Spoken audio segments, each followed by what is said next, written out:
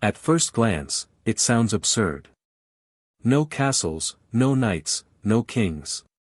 We don't see peasants bent over fields, delivering their harvest to a feudal lord in exchange for scraps of bread. That world, we're told, belongs to the past. We live in democracies, in free markets, in modernity. Right? But look closer. Look at the skyscrapers towering over our cities. Look at Wall Street, with its massive glass fortresses. Look at gated communities guarded by private security, where billionaires live behind walls higher than any medieval castle. Tell me honestly, what's the difference? Today, billionaires are the new kings. Wall Street is the new castle. And millions of workers? They are the new serfs. The peasants of old gave most of their harvest to the Lord. Today, workers give most of their labor value to corporations and receive only a fraction in return. The logic hasn't disappeared, it's simply evolved, hidden under modern clothes, covered in the language of opportunity and freedom. Karl Marx, more than 150 years ago, tore the mask off this system. He didn't just criticize poverty, he explained its logic. He showed us that capitalism is not an accident, not a mistake, but a machine designed to concentrate wealth in the hands of a few while keeping the majority trapped in survival mode. And while defenders of the status quo, from liberal economists in polished universities to populists like Donald Trump shouting in rallies, keep repeating that hard work brings success, the truth is darker. Much darker. Because if hard work were the key, then the hardest workers in our society, farm laborers, construction workers, delivery drivers, nurses, would be the richest. But they're not. They are exhausted, underpaid, and disposable. Meanwhile, those at the top often inherit wealth, manipulate markets, and live off the labor of others. And this brings us to Donald Trump. He loves to brand himself as a symbol of the American dream. A self-made billionaire. A genius businessman. But peel away the propaganda and what do you find? Bankruptcies. Unpaid contractors. Workers cheated out of wages. Inherited wealth disguised as genius. Golden castles built on the backs of others. Trump is not an exception to capitalism. He is its caricature. The perfect embodiment of a modern feudal lord. He brags about not paying taxes while the working class shoulders the bill. He calls himself a job creator, while proudly admitting he underpays workers. He sells the dream of mobility while living proof that wealth flows not from effort, but from privilege and exploitation. So let's ask the real question, is the system we live in today truly progress, or is it just feudalism rebranded? A new aristocracy ruling from boardrooms instead of castles, collecting tribute in the form of rents, debts, and interest instead of crops. And more importantly, how do Marx's ideas, written in the 19th century, expose the hypocrisy not just of Trump, but of every politician, economist, and billionaire who defends this machine? Because here's the truth, Marx's words are not dusty history. They are a mirror. A mirror that shows us the world we live in today. And when we put Trump's slogans next to Marx's analysis, the result isn't a debate. It's a demolition. The return of feudal logic. When we think of the Middle Ages, we imagine peasants working the fields from dawn until dusk, giving most of their harvest to a lord who lived comfortably in his castle. The peasants kept only scraps, just enough to survive, never enough to thrive. Their lives were not their own. Every hour, every bit of sweat, belonged to someone else. Now fast forward to the present. At first glance, it seems different, no castles, no armored knights, no kings on thrones. But the underlying logic hasn't disappeared. It's still here, disguised, modernized, and far more sophisticated. Today, workers don't hand over wheat or grain to a feudal lord. They hand over their time, their labor, their creativity, and their strength. They generate wealth, massive wealth, but most of it flows upward into the pockets of the few. Think about it, you work week after week, often harder than ever before. You get a paycheck. And then what happens? Rent takes the first bite. Loans and credit card payments take another. Healthcare bills slice off a huge portion. Taxes chip away at what remains. By the time all these obligations are paid, what's left? Just enough to get by until the next paycheck. Enough to keep you running on the treadmill, but never enough to step off it. The lords of today don't wear crowns or carry swords. They wear suits, control hedge funds, run multinational corporations, and yes, even host reality shows. They don't rule by divine right, but by the power of capital. They buy elections, fund think tanks, and dominate media outlets. And with a straight face, they call themselves job creators, as if the rest of us should bow in gratitude. At least medieval lords didn't pretend they were doing their serfs a favor. Today's billionaires have the audacity to portray themselves as saviors of society, when in reality, they are its exploiters.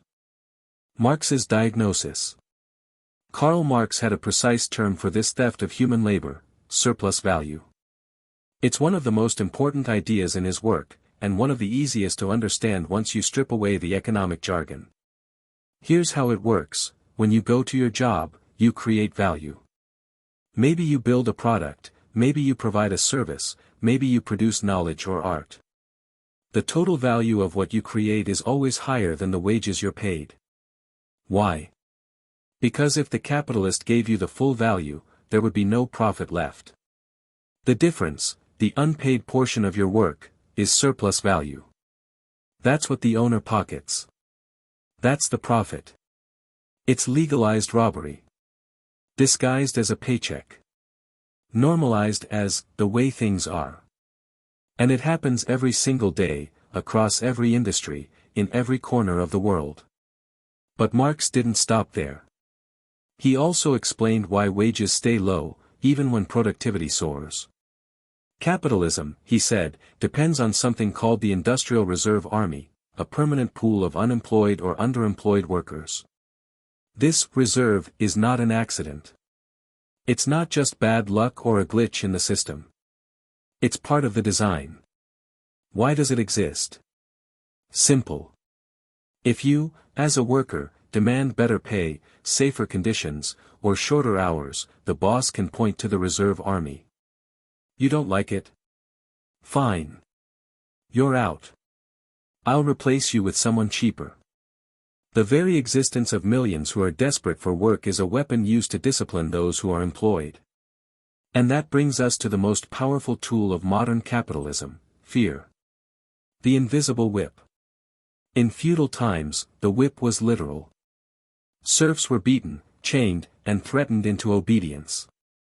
The violence was visible, physical, undeniable. Today, the whip has changed form. It's not carried by a soldier. It's carried in your bills, in your debt, in the fear of losing your job, in the anxiety of being uninsured when you get sick. It's not made of leather. It's made of psychological pressure, economic insecurity, and the constant reminder that you are replaceable. That fear is just as effective, perhaps even more effective, than the whip of old. It doesn't just force you to work. It makes you discipline yourself. It makes you accept long hours, miserable wages, degrading treatment, because deep down, you know the alternative could be worse: unemployment, hunger, eviction, medical bankruptcy. Capitalism doesn't need visible chains. It creates invisible ones, made of credit, interest, rents, and anxiety. They don't just tie your hands. They invade your mind. This is why Marx's ideas are still so urgent. He showed us that what looks like freedom under capitalism, the freedom to sell your labor, the freedom to sign a contract, is actually a disguised form of coercion. You're not free when the alternative to working is starvation. You're not free when the so-called choice is between exploitation and ruin. That's not freedom. That's survival under feudal logic, wearing modern clothes. Trump as a feudal lord. Now, let's talk about Donald Trump. Trump loves to say, over and over again, "I love workers." He says it on television, he says it at rallies, he says it while standing in front of golden elevators. But let's put the slogan aside and look at the record. What does Trump's actual history with workers tell us? The picture is not one of love. It is one of contempt. Over the years, countless contractors, electricians, plumbers, builders, small family businesses, went unpaid after Trump's casinos and hotels went bankrupt. Entire crews who poured their sweat into building his towers were left with nothing but empty promises. There are lawsuits, testimonies, and bankruptcy filings that show it clearly. The workers built the empire, and Trump walked away with the gold. At his properties, workers were cheated out of wages. Some were paid late, others not at all. In one infamous case, undocumented workers labored long hours at Trump Tower itself, carving out the building that would bear his name, while being paid a fraction of what was owed. Trump bragged about it, calling it smart business. And of course, there's the issue of taxes. While millions of ordinary Americans pay their taxes faithfully, Trump has bragged about avoiding them. He called it intelligence. He told crowds that dodging taxes makes him clever. But think about what that means: schools, hospitals, roads, public services, all starved of funding, while a man who claims to be a billionaire laughs about skipping the bill. Does that sound like someone who loves workers? Or does it sound like a feudal lord, living in excess, while peasants are left to fend for themselves? Trump plays the role of a medieval king perfectly. He sits on golden thrones, surrounded by luxury, projecting the image of being, for the people. He cultivates the appearance of a populist, the outsider, the fighter, the straight talker. But behind the curtain, his record reveals a man who treats workers as disposable tools, interchangeable parts of a machine that exists solely to serve him. And here's where the contrast with Marx becomes crystal clear. Marx said, "Capitalism exploits labor." He explained how surplus value works, how workers produce more than they're paid for, and how that difference is siphoned off by the capitalist. For Marx, this wasn't a moral failing of a few greedy individuals. It was the logic of the system itself. Now look at Trump. Instead of hiding that logic, he brags about it. He doesn't just exploit labor, he celebrates exploitation. He calls it smart business. He laughs about not paying people. He defends cheating contractors as if it's a sign of brilliance. Do you see the contrast? Marx exposes the system, Trump glorifies it. Marx warns us that exploitation is at the heart of capitalism. Trump stands on a stage, dripping in gold, and tells us, "Yes, I exploit. And that makes me a winner." The irony is brutal. For centuries, capitalists have tried to hide exploitation behind layers of ideology, words like opportunity, freedom, meritocracy. But Trump strips the mask away, not with critique, but with arrogance. He admits openly what the system usually tries to deny. He is the rule, not the exception, only more vulgar, more obvious, more theatrical. In fact, Trump is capitalism in caricature form. He is the cartoon version of the system Marx described. Think about it. The medieval lord demanded tribute from peasants. Trump demands tribute from workers, contractors, and even the state, while refusing to contribute himself. The feudal castle was built on the backs of serfs. Trump Tower was literally built by underpaid, undocumented workers who were later discarded. The king claimed divine right to rule. Trump claims divine talent, calling himself a genius, while inheriting vast sums of wealth from his father. The feudal lord kept his people dependent. Trump keeps his workers insecure, contractors unpaid, and voters fed with promises that never materialize. It's the same playbook. Different costumes. Trump loves to paint himself as self-made, as the proof of the American dream. But let's be honest. What he inherited wasn't just money, it was privilege, connections, and power. He started with advantages peasants could never dream of. And yet he dares to lecture working people about effort, discipline, and toughness. The hypocrisy is staggering. And yet, millions cheer him on. Why? Because he has mastered another element of feudal rule, the performance. The king must not only exploit, he must also entertain. He must appear larger than life, the storyteller, the clown, the warrior. Trump does this better than anyone. He plays the populist role so well that people forget to look at the fine print of his contracts, the lawsuits, the bankruptcies, the unpaid bills. Here is the brutal truth: Trump is not an anomaly. He is the system revealed. He is capitalism saying the quiet part out loud. He is not the crack in the machine, he is the machine, dressed up in gold leaf and reality TV glamour. And if Marx were alive today, he wouldn't need to invent an example. He would just point to Trump and say, "There. That's what I was talking about." The Republican and liberal illusion.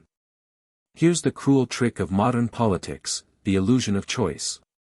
On the surface, Republicans and liberals present themselves as bitter enemies, constantly clashing on television, in Congress, on social media. Red versus blue. Conservative versus progressive. Two sides locked in eternal battle. But when it comes to the economy, when it comes to defending the system that keeps workers trapped and billionaires thriving, they stand together. Republicans say, if you're poor, it's your fault. You didn't work hard enough. You didn't make the right choices.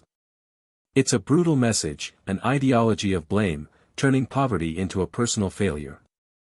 Liberals, on the other hand, soften the tone. They say, if you just work hard, if you stay disciplined, you'll succeed. It sounds kinder, more optimistic. But peel back the surface and it's the same story, just dressed in brighter colors.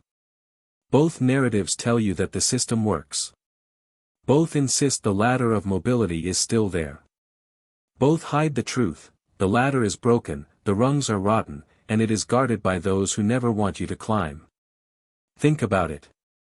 The average worker runs faster than ever, more hours, more jobs, more hustle, yet remains stuck in place. Why? Because the rules are designed that way. Rent skyrockets, healthcare bankrupts, education in debts. Every opportunity comes with a price tag attached. You climb one rung, and the system kicks you back down too. Meanwhile, the propaganda machine runs at full speed. Stories of self-made billionaires are paraded like sacred miracles. The media repeats them endlessly: Elon Musk, Jeff Bezos, Donald Trump. They are presented as proof that anyone can make it. They are the mascots of meritocracy. But look deeper. What do you actually find? Elon Musk inherited wealth from an emerald mining family in apartheid South Africa. A man who exploits workers in factories where conditions are so brutal that employees collapse from exhaustion. Yet he is painted as a visionary savior. Jeff Bezos built Amazon on the backs of warehouse workers treated like machines, timed down to the second, denied bathroom breaks, replaced by algorithms when they falter. His genius is just monopoly power and endless cost-cutting at the expense of human lives. Donald Trump, the so-called self-made billionaire who actually inherited vast wealth from his father, scammed contractors, and dodged taxes. Yet he sells himself as the embodiment of the American dream. These men did not rise through effort. They rose by standing on the backs of millions. Their fortunes are not the product of individual brilliance but of collective exploitation. And yet, both Republicans and liberals hold them up as role models. Republicans celebrate them as heroes of free enterprise. Liberals invite them to conferences, panels, and even to write op-eds about the future of humanity. The same billionaires who crush workers are portrayed as saviors of civilization. This is the illusion. The spectacle. The theater that convinces workers to admire their exploiters. Republicans shout, "Don't be lazy, work harder." Liberals smile, "You can do it, just believe." But both messages serve the same purpose: to keep your eyes away from the real problem, the structure of the system itself. Marx warned about this exact trick. He called it false consciousness. The ability of the ruling class to shape ideas, to control narratives, to convince the exploited that exploitation is natural, even noble. And today, false consciousness is stronger than ever, broadcast on 24-hour news cycles, reinforced by Hollywood movies, polished TED Talks, and social media influencers. Ask yourself this: if hard work truly guaranteed success, why are janitors, nurses, farm workers, and delivery drivers, the hardest working people in society, often living paycheck to paycheck? Why are teachers, who shape the next generation, forced to take second jobs to pay rent? Why are essential workers praised as heroes in speeches, then abandoned in practice? The answer is simple. Because the latter is a myth. Because the stories of self-made billionaires are propaganda designed to keep you climbing toward a top that you will never reach. It's not incompetence. It's not fate. It's not personal failure. It's design. A design that Republicans defend openly and liberals defend politely. Two parties, two styles, one function, to protect the system that feeds the modern lords while keeping the modern serfs in line. So the next time you see Musk on a magazine cover, Bezos on a stage, or Trump at a rally, remember this: you're not looking at success stories. You're looking at feudal lords in disguise, selling you a dream while tightening your chains. The myth of social mobility. Let's begin with the story we've all been told, the famous American dream. The idea that if you work hard, play by the rules, and keep your head down, you'll climb the ladder of success. It doesn't matter where you start, the promise goes, because in America, or in any capitalist society, you can supposedly end up anywhere. It's a beautiful story. It's inspiring. It's repeated in movies, in political speeches, in advertising campaigns, in school classrooms. It's a story designed to motivate, to encourage obedience, and to keep people running after a goal that always seems just out of reach. But Karl Marx would laugh at this fairy tale. He would laugh not because he disrespected the dreams of ordinary people, but because he understood the structure of the system that suffocates those dreams. Marx knew the ladder itself was broken. And not just broken, deliberately sabotaged. For every one person who climbs a rung, millions remain trapped at the bottom. And that's not by accident. It's by design. Look at the rare success stories paraded across our screens. The billionaire who started from nothing. The entrepreneur who pulled themselves up by the bootstraps. The celebrity who escaped poverty. These figures are displayed like propaganda posters. They are not evidence of opportunity. They are evidence of manipulation. Think about how a lottery works. 1 million people buy tickets. One person wins.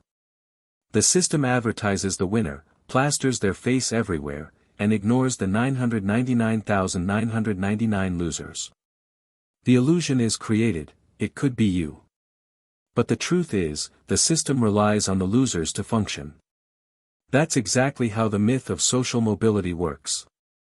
The capitalist machine dangles the dream of winning, of becoming the next Bezos, Musk, or Oprah, in front of billions. And while you're dreaming, you're working. While you're working, they're profiting. Your belief in the possibility of climbing the ladder becomes the fuel that keeps you locked at the bottom. Marx described this process in precise terms. He explained that capitalism thrives on false consciousness, the ability to shape people's ideas so they accept their own exploitation.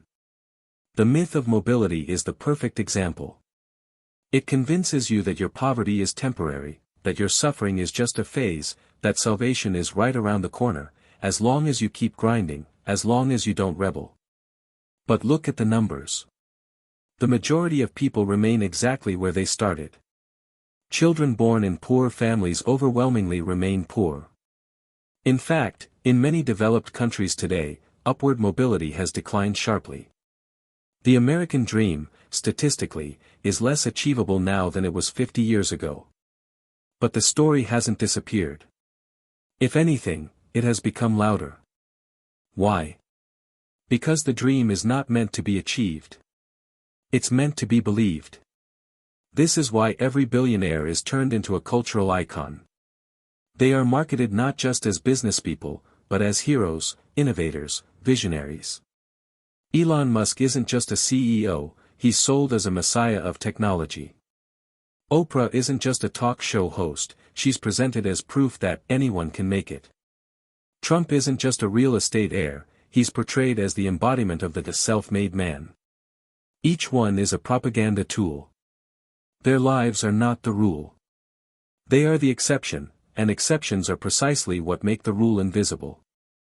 And here lies the cruelty: for every one person who climbs, millions try and fail. Millions sink deeper into debt.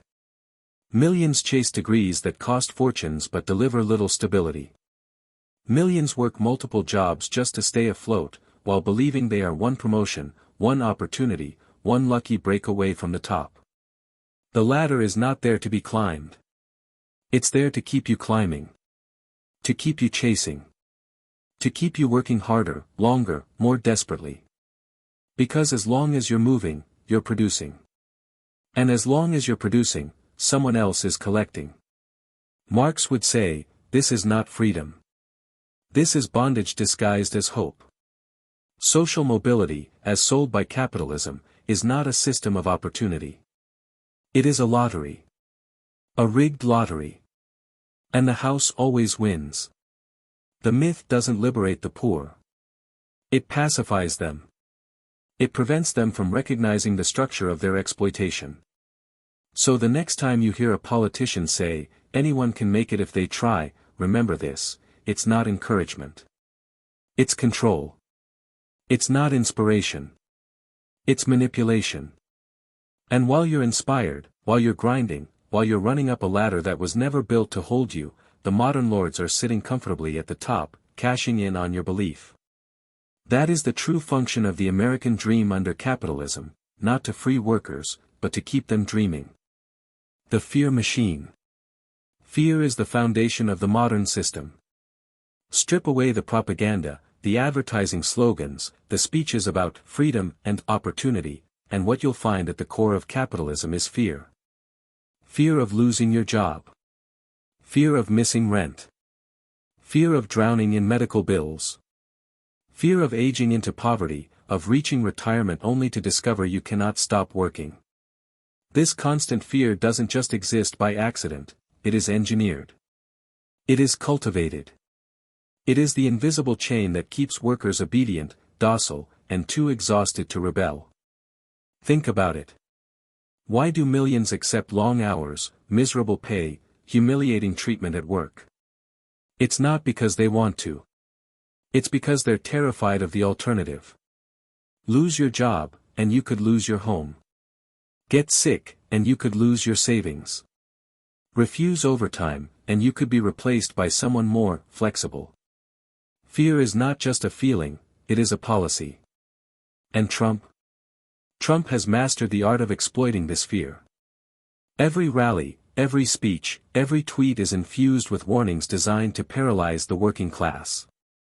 He warns of immigrants stealing jobs. He warns of socialism destroying freedom. He warns of chaos, riots, collapse, if the system is challenged. But here's the truth: immigrants are not the enemy. Workers in other countries are not the enemy. Poor people, desperate people, people looking for survival, they are not your threat. The enemy is the system itself, the machine that keeps everyone afraid while a handful of billionaires grow richer by the second. Trump doesn't create fear, he weaponizes it. He takes the fear that already exists in capitalism and redirects it toward scapegoats. This is the oldest trick in the book. When people get close to realizing the truth, that the real source of their suffering is the system of exploitation, the powerful point fingers elsewhere. Blame the immigrant. Blame the outsider. Blame the socialist. In medieval times, lords didn't need propaganda. They had swords, guards, and gallows. The whip was real. The punishment was public. Fear was carved into people's backs. Today, the tools have changed. Billionaires don't need swords. They have headlines, algorithms, and tweets. They have 24-hour news cycles to keep you terrified of the wrong enemy. They have social media platforms amplifying their propaganda at lightning speed. But the fear feels the same. It grips the stomach. It freezes action. It forces obedience. Marx understood this perfectly. He explained that capitalism doesn't rely only on economic exploitation, it relies on psychological coercion. The worker is trapped not just by wages, but by anxiety. It's the fear of unemployment that disciplines workers more effectively than any overseer. It's the fear of poverty that makes people accept wages they know are unfair. It's the fear of being disposable that keeps millions silent, even when they're treated unjustly. And this is why the fear machine is so dangerous. It doesn't just control behavior, it colonizes the mind. It convinces workers that they are weak, that they are isolated, that they have no alternative. Fear isolates. Fear divides. Fear ensures that instead of uniting against their real oppressors, people turn against one another. Trump's warnings about immigrants are a perfect example. Instead of seeing workers from other countries as allies in the same struggle, the fear machine paints them as invaders. Instead of building solidarity across borders, fear builds walls. And who benefits from this division? The same billionaires, corporations, and politicians who created the crisis in the first place. Let's be clear, fear is not just a byproduct of capitalism. It is the foundation. It is the whip of the modern age. In feudal times, the peasants feared the knight's sword. Today, the worker fears the layoff notice, the eviction notice, the hospital bill, the student loan statement. Different weapons, same result. But here's the twist, fear only works as long as people believe they are alone. Fear is powerful when each worker thinks they must face it individually. The moment fear becomes collective, the moment people realize everyone is afraid for the same reason, fear transforms into anger. And anger, organized, is the end of the machine. That is why Trump, and every defender of capitalism, works so hard to keep fear individualized and misdirected. They want you to fear immigrants, not CEOs. They want you to fear socialism, not billionaires. They want you to fear chaos, not the daily chaos of living paycheck to paycheck. The medieval lord had his sword. Today's capitalist has his propaganda machine. Both achieve the same result, obedience through fear. And until that fear is recognized for what it is, not natural, not inevitable, but deliberate and manufactured, the machine will keep running. And the modern lords will keep feasting while the rest of us remain afraid. Ideology as a weapon. Marx once wrote, "The ruling ideas are always the ideas of the ruling class."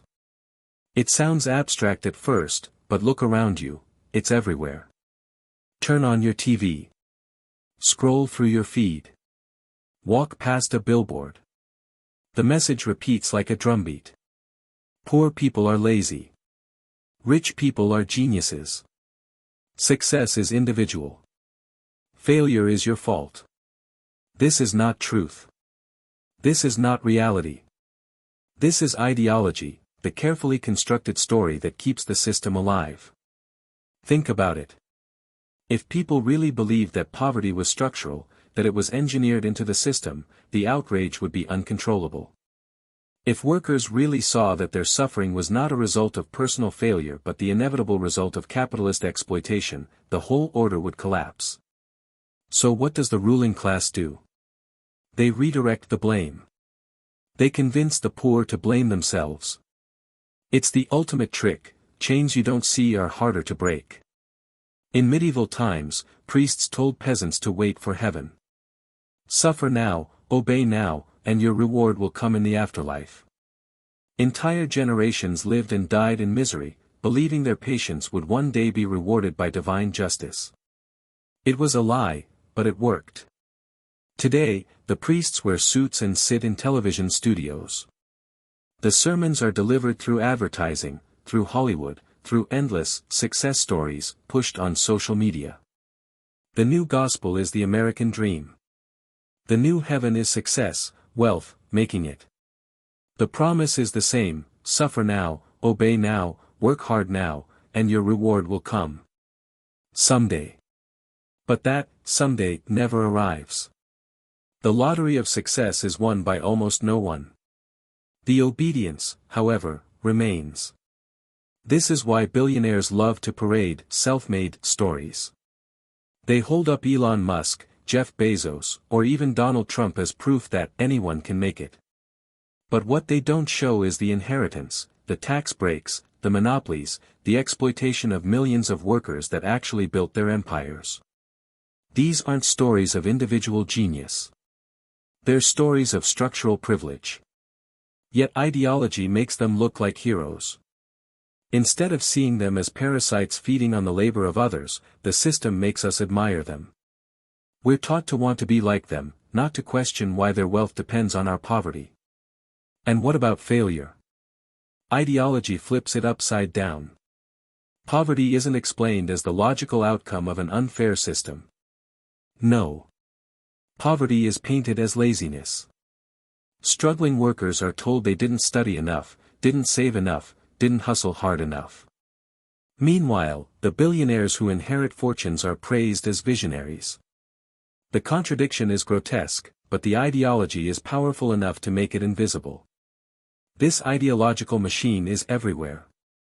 It's in schools, where children are taught to follow rules, not to question power. It's in movies, where the underdog succeeds against impossible odds, reinforcing the idea that anyone can make it, if only they work hard enough. It's in the ads that bombard us every day, telling us that happiness, freedom, and dignity can all be bought, if only we keep working and consuming. Marx understood that this is not neutral. Ideas don't float above society. Ideas are weapons. They are tools of control. The ruling class shapes ideology because controlling the mind is far cheaper and far more effective than controlling the body. Why use chains of iron when you can convince people to chain themselves? This is why, even when workers feel the pain of exploitation, many struggle to name the enemy. They feel the anxiety, the exhaustion, the injustice, but ideology tells them to look inward, not upward. To blame themselves, not the system. It's like being trapped in a burning building but told that the fire is your fault for not holding the match properly. And here's the most perverse part, ideology doesn't just create obedience, it creates loyalty. Workers, crushed by debt, exhausted by endless hours, sometimes end up admiring the very billionaires who exploit them. They vote for them, cheer for them, defend them. Just as medieval peasants prayed for their lords, modern workers defend their job creators. That's ideology at work. The medieval church promised heaven after death. Today's media promises heaven in life, success, wealth, glory. Both promises are hollow. Both promises keep people obedient. Both promises ensure that the real structure of exploitation remains untouched. Marx's point remains as urgent as ever, the ideas that dominate society are not neutral truths. They are the ideas of the ruling class. And as long as workers accept those ideas as their own, the chains remain invisible, and the machine keeps running. The weapon isn't the sword anymore. The weapon is the story. The new aristocracy. We don't call them lords anymore. There are no crowns, no scepters, no castles on hills. Instead, they wear tailored suits, sit in glass towers, and their castles are corporations. Their names aren't feudal titles, they're brands. We call them CEOs, billionaires, philanthropists. But make no mistake, the logic is identical to medieval feudalism. They control laws. They don't sit in thrones, but their lobbyists sit in congressional offices, writing the very bills that politicians pass. They don't send knights into battle, but they fund political campaigns, making sure that every decision favors them. They don't control churches, but they own the media, deciding what millions will hear, what millions will believe. And they don't dictate sermons, but they shape education, ensuring the next generation is trained to obey the market, not question it. This is not freedom. This is not democracy. This is aristocracy, rebranded. And here's the cruel genius of it, when people begin to question, when the anger starts to bubble, when inequality becomes too obvious to ignore, the new lords sprinkle just enough charity to calm the storm. A scholarship here. A donation there. A photo op with smiling children. Suddenly, the billionaire who exploits millions of workers is praised as a savior. But let's be honest. Giving back 1% of what you stole is not generosity. It's strategy. It's not kindness, it's public relations. It's insurance. It's a way to keep the system intact by disguising theft as benevolence. Think about it, Jeff Bezos donates a few million to schools, while his company avoids billions in taxes. Elon Musk gives a speech about saving the planet, while his workers collapse from exhaustion in warehouses. Bill Gates donates to global health, while Microsoft built its fortune on monopolies and worker exploitation. And Donald Trump? He boasts about philanthropy while stiffing contractors, dodging taxes, and living in golden palaces. In medieval times, lords would throw feasts for peasants, a moment of bread and wine, while keeping control of the land and harvest. Today, billionaires host charity galas, donate to museums, and cut oversized checks on camera. It's the same trick with better lighting. The peasants are supposed to clap while starving. The workers are supposed to cheer while struggling to pay rent. And here's the deeper truth, philanthropy is not about giving, it's about control. Donations come with strings attached. They shape research agendas, dictate school curriculums, influence policy debates. The billionaire doesn't just buy good press, he buys power over what society considers possible. He decides which problems get solved and which remain untouched. And more often than not, the root problem, inequality itself, is left intact. Marx would see this clearly. He would call it what it is, feudalism with better PR. A system where the lords of capital disguise exploitation as generosity, where the same wealth that was stolen from the masses is repackaged as charity and handed back in crumbs. It's the same relationship, extraction on one side, dependence on the other. And yet, the propaganda works. The billionaire is celebrated. He appears on magazine covers as a visionary. He is invited to speak at universities as a genius. He is framed as the role model for the future. Meanwhile, the worker who actually builds that future is invisible. Exploitation doesn't trend, but philanthropy does. Ask yourself, why do we applaud billionaires for giving away a fraction of their fortunes, instead of asking how they accumulated such obscene wealth in the first place? Why do we treat them as heroes when their entire existence is built on the suffering of millions? Why do we call them philanthropists instead of parasites? The medieval lord had priests to sanctify his power. Today's billionaire has PR teams, journalists, and influencers. Both serve the same purpose, to hide the brutality of the system behind a mask of morality. This is not progress. This is not justice. This is feudalism, only now it comes with a marketing campaign. The castles are gone. The lords wear no crowns. But the logic remains, wealth at the top, obedience at the bottom, and a carefully maintained illusion that crumbs are generosity. And until that illusion is shattered, the new aristocracy will continue to rule, not with swords and armor, but with donations, photo ops, and propaganda. Marx's relevance today. So, are we living in a new age of feudalism? At first, the question feels exaggerated. No armored knights ride through the streets, no peasants kneel before kings. But if you strip away the costumes of history and look at the logic beneath, the answer is unsettling, yes, we are. Only the chains are different. Only the castles are disguised.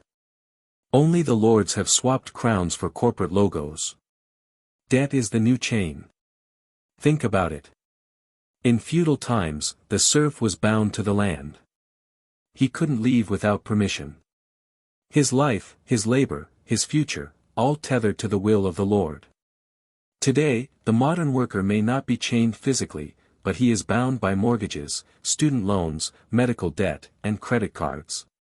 Each bill, each payment, each looming interest rate is another iron link in an invisible shackle. It doesn't clink when you walk, but it tightens when you miss a payment. It doesn't rattle in your pocket, but it echoes every time rent is due. Banks are the new castles. They don't tower above villages, they dominate skylines. They don't store grain, they hoard capital. And just as the medieval castle symbolized power over life and death, the modern bank decides who gets a home, who gets an education, who starts a business, and who is left outside the walls to fend for themselves. The serfs of yesterday gave harvest to their lords, the workers of today give interest payments to financial institutions. Different form, same logic. And what about politicians? In the Middle Ages, jesters entertained the court, making peasants laugh, distracting them from their misery. Today, politicians like Donald Trump play the same role. He stands on stages, waves his hands, and shouts slogans like, "Make America Great Again." He plays the clown for the cameras, stirring fear of immigrants, fear of socialism, fear of change. All while making sure the real lords, the billionaires, the corporations, the banks, remain safe, comfortable, and untouchable. Trump is not a king. He is not a leader of the people. He is a jester of the elite, paid in power and privilege to distract the masses while the castles of finance grow taller. He smiles, he jokes, he insults, he entertains, and in doing so, he protects the same system that keeps workers chained. And here is where Karl Marx's analysis shines with terrifying accuracy. More than 150 years ago, he described exactly this machinery. He showed us that capitalism is not built to reward labor, but to exploit it. He showed us that debt, unemployment, and fear are not accidents, they are tools. Tools that keep the majority too exhausted, too anxious, and too divided to resist.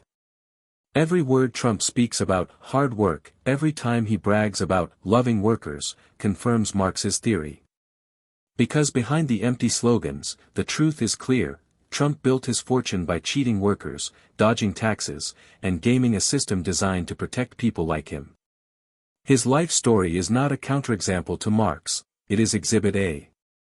Every time a Republican blames immigrants for economic struggles, they prove Marx correct, divide the workers so they never unite against the real enemy. Every time a liberal promises opportunity while leaving the structure intact, they prove Marx correct, offer illusions of progress so no one demands transformation. Two sides, same coin. Both serve the castle. Both defend the lords. Marx doesn't just describe capitalism. He exposes it. He rips off the mask, shows the gears, reveals the chains. He makes it impossible to keep pretending that inequality is an accident, or that billionaires are heroes. He shows us that the system is not broken, it is working exactly as intended. And Trump, whether he realizes it or not, is the punchline to Marx's theory. He is the caricature that makes the truth impossible to ignore. A golden throne, a fake crown, a jester shouting slogans while workers starve. He is not an exception, he is the rule, exposed in its most absurd form. So, are we living in a new age of feudalism? The answer is written in every eviction notice, every medical bill, every underpaid paycheck. The castles stand tall, the chains grow tighter, and the jesters dance for the lords. And until the workers see through the performance, until the audience stops laughing and starts organizing, the play will go on.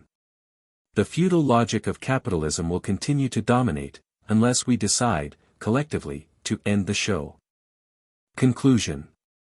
So, are we living in a new age of feudalism? Yes. The answer is written across our skylines and our paychecks, in our debts and in our fears. The castles are no longer stone fortresses looming over medieval villages, they are skyscrapers made of steel and glass, rising high above our cities, filled with boardrooms where decisions are made that determine the fate of millions. The chains are no longer iron shackles, they are mortgages, student loans, credit card balances, medical bills, invisible bonds that weigh down billions of lives. And the kings? They don't wear crowns or robes.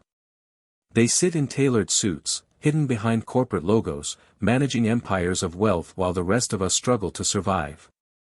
The question, then, is not whether the system is feudal. It clearly is. The logic of exploitation is the same, only updated for the 21st century. The real question is, how long will we tolerate it? Because here's the uncomfortable truth, systems of power don't collapse on their own.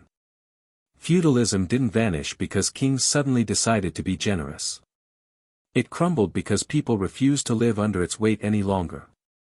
The French Revolution, the English uprisings, the countless revolts of peasants and workers, history shows that every empire, every hierarchy, every castle has its breaking point. And Marx's voice still echoes, louder today than ever. He told us this isn't destiny. It's not some natural law. Inequality, debt, exploitation, none of this is inevitable. It's design. It's engineering. It's a structure deliberately created to keep wealth concentrated at the top while keeping the masses occupied, exhausted, and afraid. And if it was designed by people, it can be dismantled by people. That is the truth the ruling class fears the most. That is why billionaires invest not only in lobbyists and politicians, but also in media, advertising, entertainment, in shaping how we think. Because if we see the structure clearly, if we recognize the chains for what they are, if we name the castle for what it is, the illusion begins to shatter. Awareness is dangerous. Consciousness is revolutionary. But awareness alone is not enough. It must be coupled with courage, the courage to act. To organize, to resist, to build alternatives that don't replicate the same feudal logic under a new name. And that is the challenge of our time, to transform awareness into action, and action into change. Think about it, the peasants of medieval Europe likely thought their system would last forever. The lords had power, the church reinforced obedience, the castles seemed eternal. Yet feudalism fell. The same will be true of capitalism. The only question is whether we will wait until the suffering becomes unbearable, or whether we will act before the chains crush another generation. So when we ask, are we living in a new age of feudalism, the answer is not just yes. The answer is also a challenge: what are we going to do about it? Because the cracks are already there. Every protest, every strike, every moment when workers demand dignity, every voice that refuses to be silenced, these are the fissures in the wall of the modern castle. And the ruling class knows it. That's why they fight so hard to keep us divided, distracted, and afraid. But history belongs to those who refuse to bow. If this video made you think differently, don't let the thought end here. Share it. Comment your ideas. Add your voice to the conversation. Because every act of awareness is the first crack in the wall of the new feudal castle. And once enough cracks appear, no amount of gold, steel, or propaganda will hold it together. Marx gave us the lens. The future depends on whether we choose to look through it, and whether we dare to act on what we see.